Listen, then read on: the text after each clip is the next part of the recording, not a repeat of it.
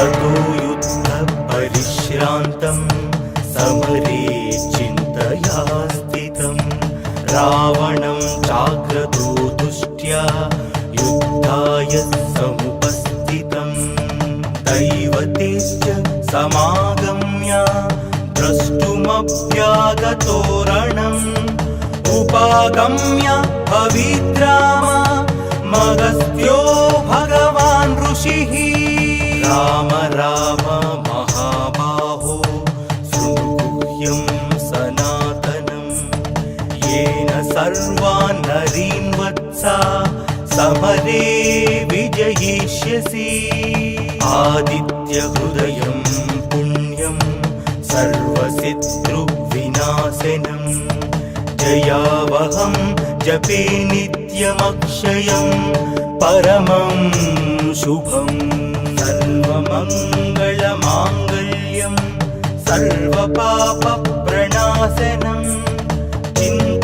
चिन्ताशोकप्रशमना मयूर्वर्धनमुत्तमं रश्मिमन्तं समुद्यन्तं देवासुर नमस्कृतं पूजयस्व विवस्वन्तं भास्करं भुवनेश्वरं सर्वदेवतात्मको हेश तेजस्वी रश्मिभावनः एष देवासुरगणा लोकान् पातिहवस्तिभिः एष ब्रह्मश्च विष्णुश्च शिवस्कन्दः प्रजापतिः महेन्द्रो धनदत्तालो यमः सोमो ह्यपाम्पतिः वसवः सान्ध्या अश्विनौ मारुतो मनुः वायुर्वह्निः प्रजाः प्राणा ऋतुकर्ता प्रभाकरः आदित्यः सविता सूर्याः खगः पूषा खगस्तिमान् सुवर्णसदृशो भानुः सुवर्णरेता दिवाकरः हरिद्वसा सहस्रार्ची सप्तसप्तिर्मरीचिमान् तिमिरोन्मथन शम्भु सप्ताष्टमार्ताण्डां सुमान् हिरण्यगर्भशिशिर सप्तनो भास्करो रविः अग्निगर्भोदितेः पुत्रा शङ्कः शिशिरनाशनः व्योमनाथस्तमो वेधी रुक्मजु सामपारगः घनवृष्टि रपामित्रो विन्ध्यावीधिप्लवङ्गमः आतपी मण्डली मृत्युः पिङ्गलः सर्वतापनः रविर्विशो महातेजो रक्तः सर्वभवोद्भवः नक्षत्र ग्रहतारणा मधिपो विश्वभावनः तेजसामपि तेजस्वी द्वादशात्मान् नमोऽस्तु ते नमः पूर्वाय गिरये पश्चिमायात्रये नमः ज्योतिर्गणानां पतये दिनाधिपतये नमः जयाय जयभद्राय हर्यस्वाय नमो नमः नमो नमः सहस्रांशो आदित्याय नमो नमः नमः उग्राय वीराय सारंगाय नमो नमः नमः पद्मप्रबोधाय मार्ताण्डाय नमो नमः ब्रह्मेशानाच्युतेशाय सूर्यायादित्यवर्चसे भास्वते सर्वभक्षाय रौद्राय वपुषे नमः तमोघ्नाय हिमघ्नाय शत्रुघ्नाय मितात्मने कृतघ्नघ्नाय देवाय ज्योतिषां पतये नमः सप्तचामीकराभाय वह्नये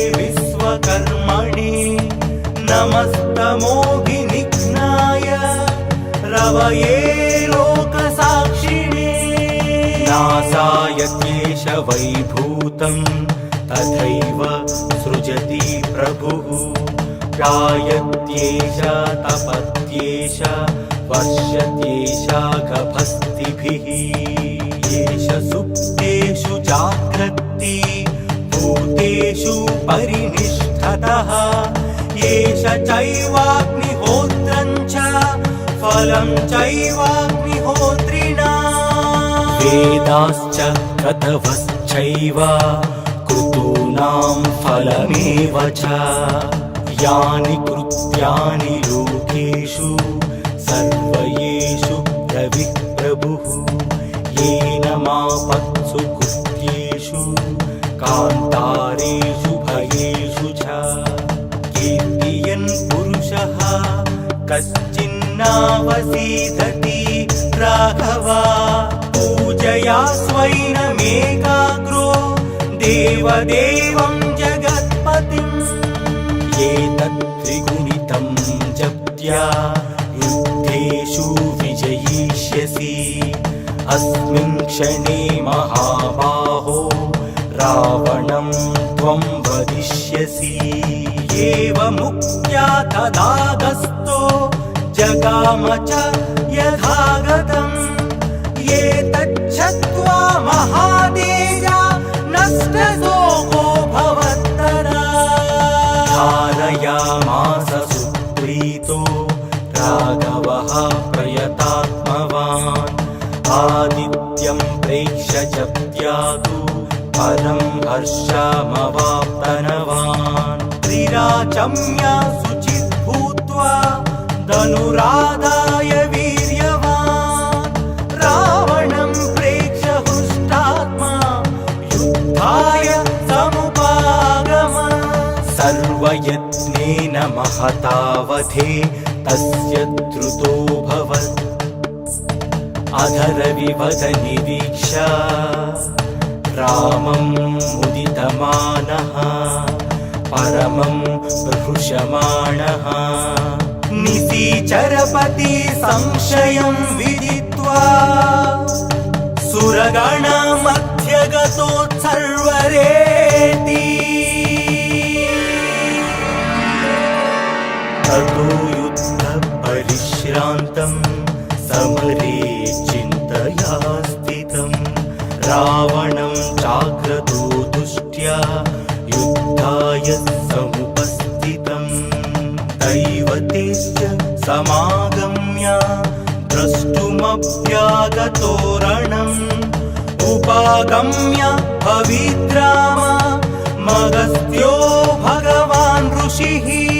राम राम महाबाहो शृणुगुह्यं सनातनं येन सर्वान् नरीन् वत्सा समरे विजयिष्यसि आदित्यहृदयं पुण्यं सर्वशत्रुविनाशनं जयावहं जपे नित्यमक्षयं परमं शुभम्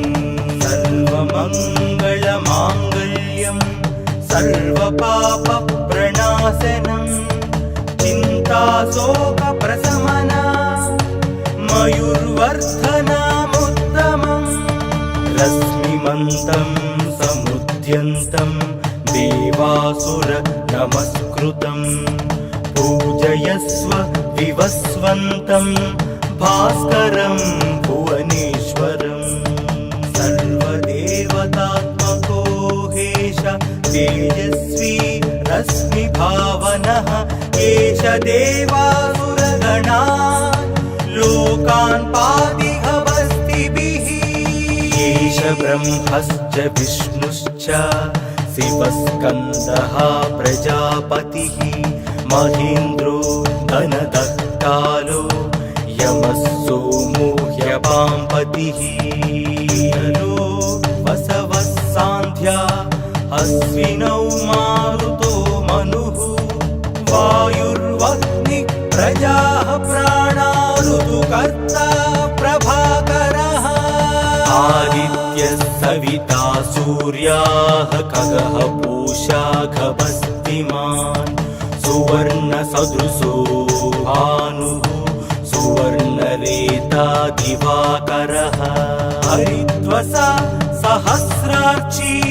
सप्तसप्तिर्मरीचिमान् तिमिरोन्मथन शम्भु सप्ताष्टमार्ताण्डां सुमान् हिरण्यगर्भशिशिर सप्तनो भास्करो रविः अग्निगर्भोदिते हि पुत्रा शङ्कः शिशिरनाशनः व्योमनाथस्तमो वेधी रुक्मजु सामपारगः घनवृष्टिरपां मित्रो विन्ध्यावीधिप्लवङ्गमः आतपी मण्डली मृत्युः पिङ्गळः सर्वतापनः रविर्विशो महातेजो रक्तः सर्वभवोद्भवः नक्षत्र ग्रहतारणा मधिपो विश्वभावनः तेजसामपि तेजस्वी द्वादशात्मान् नमोऽस्तु ते नमः पूर्वाय गिरये पश्चिमायाद्रये नमः ज्योतिर्गणानां पतये दिनाधिपतये नमः जयाय जयभद्राय हर्यस्वाय नमो नमः नमो नमः सहस्रांशो आदित्याय नमो नमः नमः उग्राय वीराय सारंगाय नमो नमः नमः पद्मप्रबोधाय मार्ताण्डाय नमो नमः ब्रह्मेशानाच्युतेशाय सूर्यायादित्यवर्चसे भास्वते सर्वभक्षाय रौद्राय वपुषे नमः तमोघ्नाय हिमघ्नाय शत्रुघ्नाय मितात्मने कृतघ्नघ्नाय देवाय ज्योतिषां पतये नमः सप्तचामीकराभाय वग्नये विश्वकर्मणे नमस्तमोभिनिघ्नाय रवये लोकसाक्षिणे नासाय क्लेश वैभूतं तथैव सृजति प्रभुः गायत्येष तपत्येष वर्षत्येष गभस्तिभिः येष सुप्तेषु जाग्रत्ति भूतेषु परिनिष्ठतः येष चैवाग्निहोत्रं च फलं चैवाग्निहोत्रिणा वेदाश्च क्रतवश्चैव क्रतूनां फलमेव च यानि कृत्यानि लोकेषु सर्वयेषु रविः प्रभुः येन मापत्सु कृत्येषु कान्तारेषु भयेषु च कीर्तियन् पुरुषः कश्चिन्नावसीदति राघवा पूजया स्वैनमेकाग्रो देवदेवं जगत्पतिम् एतत् त्रिगुणितं जप्त्या युद्धेषु विजयिष्यसि अस्मिन् क्षणे महाबाहो रावणं त्वं वदिष्यसि एवमुक्त्या तदागस्तो जगाम च यथागतम् एतच्छ्रुत्वा महातेजा नष्टशोको भवत्तरा धारयामास सुप्रीतो राघवः प्रयतात्मवान् आदित्यं प्रेक्ष्य जप्त्यातु परं हर्षमवाप्तनवान् त्रिराचम्य शुचिः भूत्वा धनुराधाय वीर्यवान् रावणं प्रेक्ष्य हृष्टात्मा युद्धाय समुप महतावधे तस्य द्रुतोऽभवत् अधरविवदनिरीक्षा रामं मुदितमानः परमं हृषमाणः निशिचरपति संशयं विदित्वा सुरगणमध्यगतोत्सर्वरेति ततो युद्धपरिश्रान्तं समरे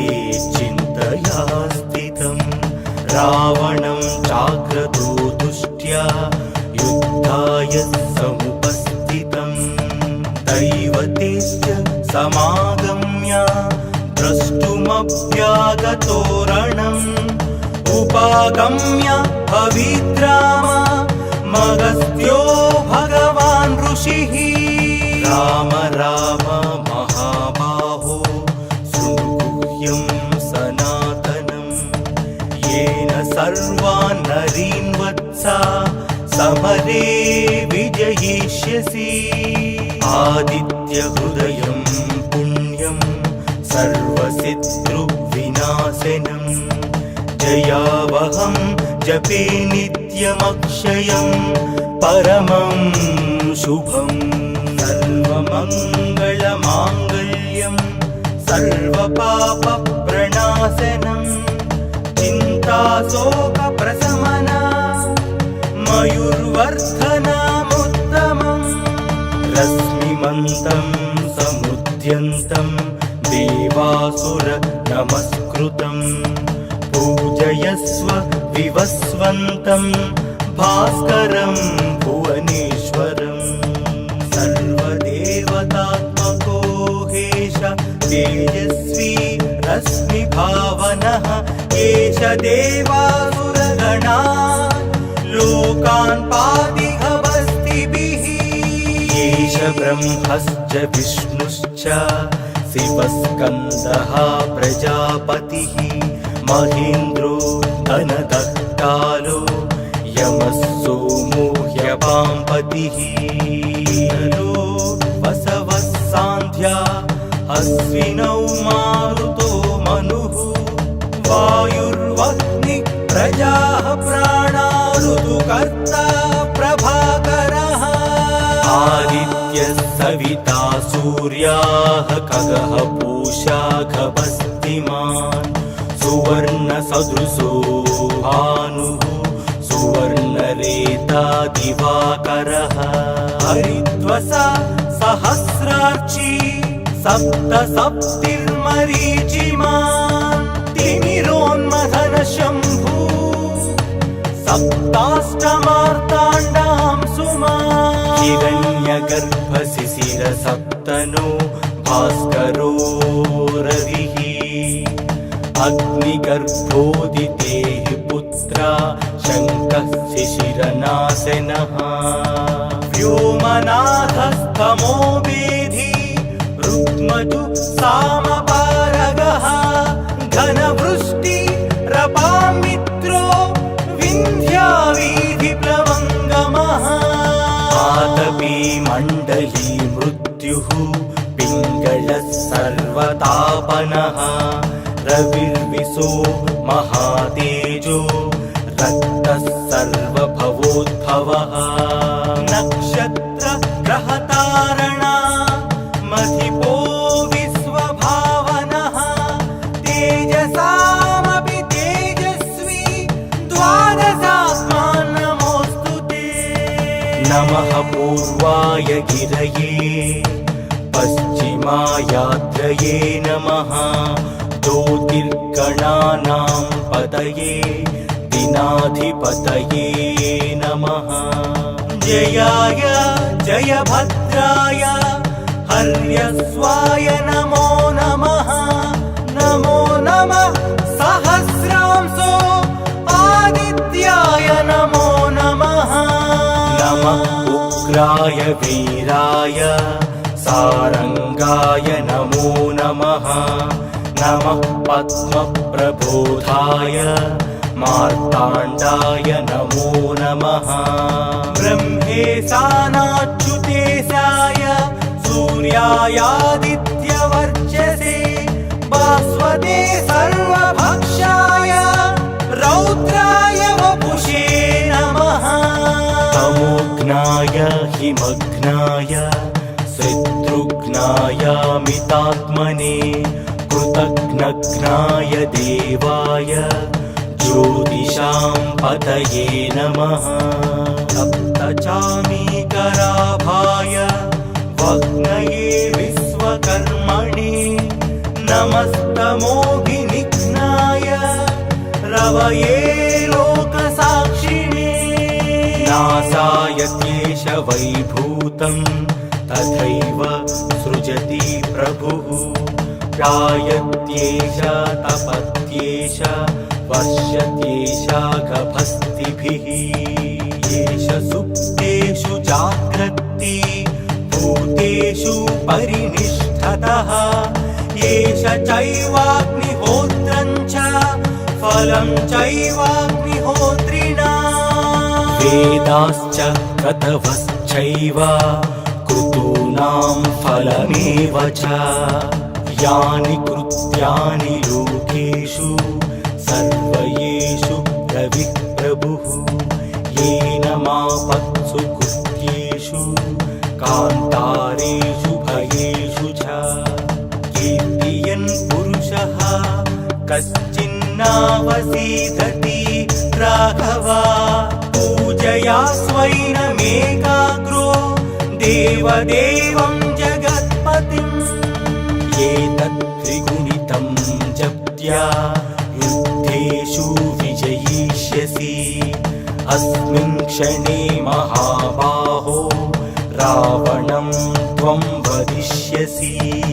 एवमुक्त्या तदागस्तो जगाम च यथागतम् एतच्छ्रुत्वा महातेजा नष्टशोको भवत्तरा धारयामास सुप्रीतो राघवः प्रयतात्मवान्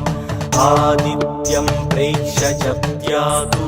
परं हर्षमवाप्तनवान् त्रिराचम्य शुचिः भूत्वा धनुरादाय वीर्यवान् रावणं प्रेक्ष्य हृष्टात्मा युद्धाय समुपागम सर्वयत्नेन महतावधे तस्य द्रुतोऽभवत् अधरविवदनिरीक्ष्य रामं मुदितमानः परमं प्रहृषमाणः निशिचरपति संशयं विदित्वा सुरगणमध्यगतोत्सर्वरेति ततो युद्धपरिश्रान्तं समरे चिन्तया स्थितं रावणं जाग्रतो दृष्ट्या युद्धाय समुपस्थितं दैवतेश्च समागम्य द्रष्टुमभ्यागतो रणम् उपागम्य पवित्राम मगस्त्यो भगवान् ऋषिः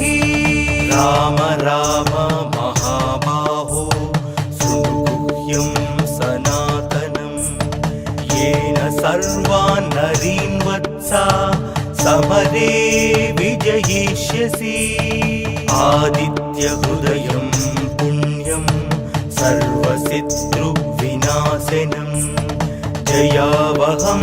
जपे नित्यमक्षयं परमं शुभम् सर्वमङ्गलमाङ्गल्यं सर्वपापप्रणाशनं चिन्ताशोकप्रशमना मयूर्वर्धनमुत्तमम् रश्मिमन्तं समुद्यन्तं देवासुर नमस्कृतं पूजयस्व विवस्वन्तं भास्करं भुवनेश्वरं सर्वदेवतात्मको हेश तेजस्वी रश्मिभावनः एष देवासुरगणा लोकान् पातिहवस्तिभिः ब्रह्मश्च विष्णुश्च शिवस्कन्दः प्रजापतिः महेन्द्रो धनदत्तालो यमः सोमो ह्यपाम्पतिः वसवः सान्ध्या अश्विनौ मारुतो मनुः वायुर्वह्निः प्रजाः प्राणा ऋतुकर्ता प्रभाकरः आदित्यः सविता सूर्याः खगः पूषा खगस्तिमान् सुवर्णसदृशो भानुः सुवर्णरेता दिवाकरः हरिद्वसा सहस्रार्ची सप्तसप्तिर्मरीचिमान् तिमिरोन्मथन शम्भु सप्ताष्टमार्ताण्डां सुमान् हिरण्यगर्भशिशिर सप्तनो भास्करो रविः अग्निगर्भोदितेः पुत्रा शङ्कः शिशिरनाशनः व्योमनाथस्तमो वेधी रुक्मजु सामपारगः घनवृष्टि रपामित्रो विन्ध्यावीधिप्लवङ्गमः आतपी मण्डली मृत्युः पिङ्गलः सर्वतापनः रविर्विशो महातेजो रक्तः सर्वभवोद्भवः नक्षत्र ग्रहतारणा मधिपो विश्वभावनः तेजसामपि तेजस्वी द्वादशात्मान् नमोऽस्तु ते नमः पूर्वाय गिरये पश्चिमायात्रये नमः ज्योतिर्गणानां पतये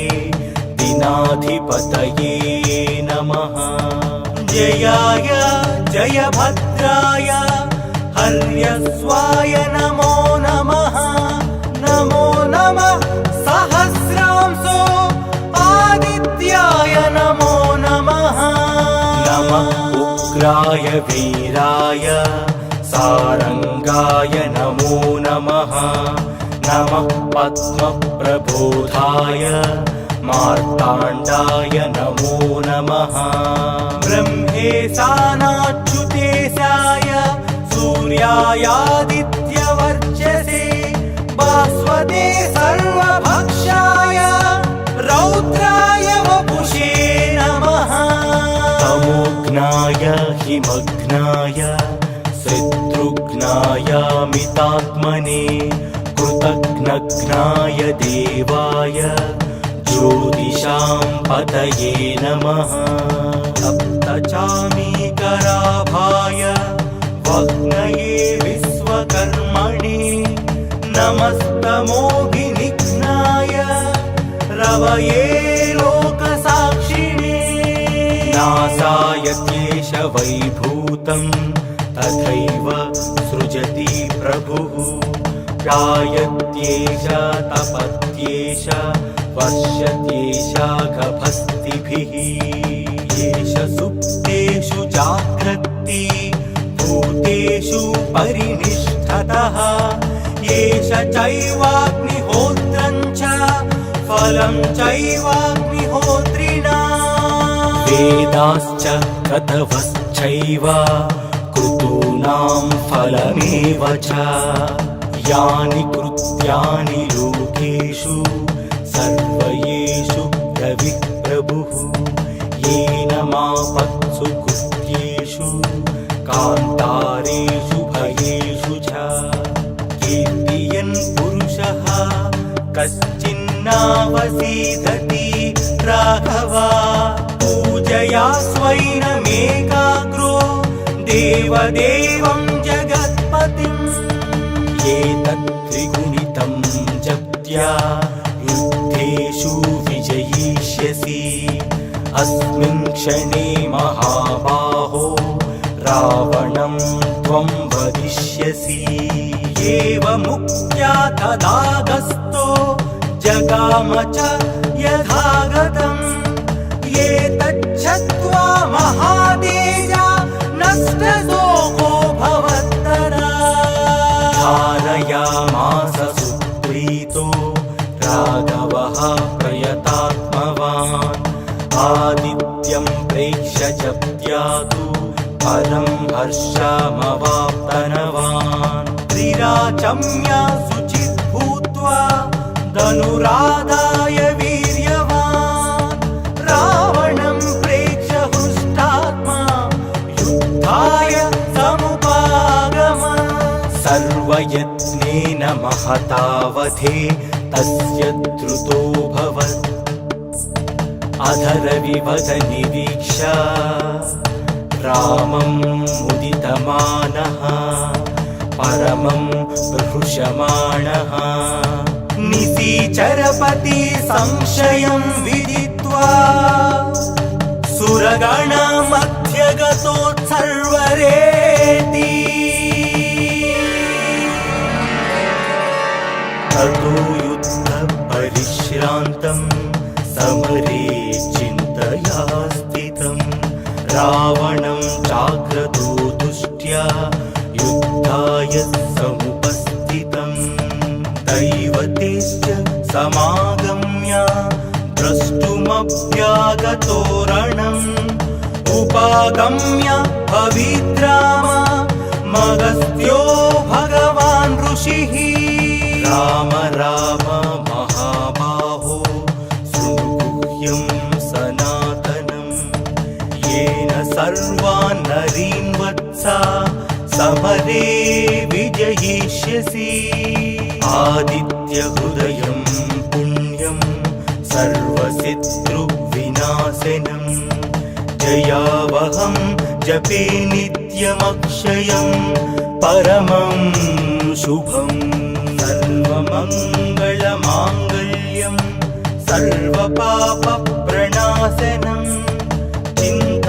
चिन्ताशोकप्रशमना मयूर्वर्धनमुत्तमम् रश्मिमन्तं समुद्यन्तं देवासुर नमस्कृतं पूजयस्व विवस्वन्तं भास्करं भुवनेश्वरम् सर्वदेवतात्मको हेश तेजस्वी रश्मिभावनः एष देवासुरगणा लोकान् पादिहवस्तिभिः एष ब्रह्मश्च विष्णुश्च शिवस्कन्दः प्रजापतिः महेन्द्रो धनदः कालो यमः सोमो ह्यपाम्पतिः वसवः सान्ध्या अश्विनौ मारुतो मनुः वायुर्वह्नि प्रजाः प्राणा ऋतुकर्ता प्रभाकरः आदित्यः सविता सूर्याः खगः पूषा खगस्तिमान् सुवर्णसदृशो भानुः सुवर्णरेता दिवाकरः हरिद्वसा सहस्रार्ची सप्तसप्तिर्मरीचिमान् तिमिरोन्मथन शम्भु सप्ताष्टमार्ताण्डां सुमान् हिरण्यगर्भशिशिरसप्तनो भास्करो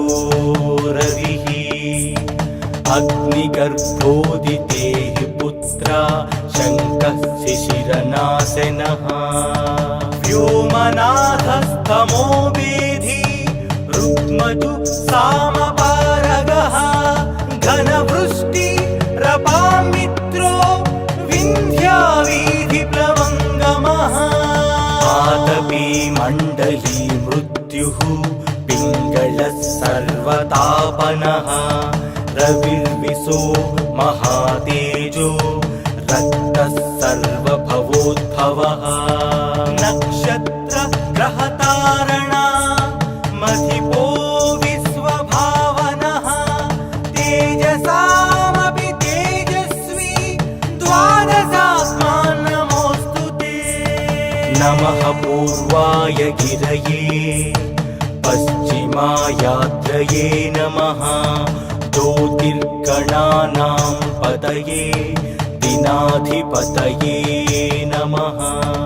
जयाय जयभद्राय वर्यस्वाय नमो नमः नमो नमः सहस्रांशो आदित्याय नमो नमः नमः उग्राय वीराय सारंगाय नमो नमः नमः पद्मप्रबोधाय मार्ताण्डाय नमो नमः ब्रह्मेशानाच्युतेशाय सूर्यायादित्यवर्चसे भास्वते सर्वभक्षाय रौद्राय वपुषे नमः तमोघ्नाय हिमघ्नाय शत्रुघ्नायामितात्मने कृतघ्नघ्नाय देवाय ज्योतिषां पतये नमः सप्तचामीकराभाय वग्नये विश्वकर्मणे नमस्तमोभिनिघ्नाय रवये लोकसाक्षिणे नासाय क्लेश वैभूतं तथैव सृजति प्रभुः जायत्येष तपत्येष वर्षत्येष गभस्तिभिः एष सुप्तेषु जाग्रत्ति भूतेषु परिनिष्ठतः एष चैवाग्निहोत्रं च फलं चैवाग्निहोत्रिणा वेदाश्च क्रतवश्चैव क्रतूनां फलमेव च यानि कृत्यानि लोकेषु सर्वयेषु प्रविः प्रभुः येन मापत्सु कृत्येषु कान्तारेषु भयेषु च कीर्तियन् पुरुषः कश्चिन्नावसीदति राघवा पूजया स्वैनमेकाग्रो देवदेवं जगत्पतिम् एतत् त्रिगुणितं जप्त्या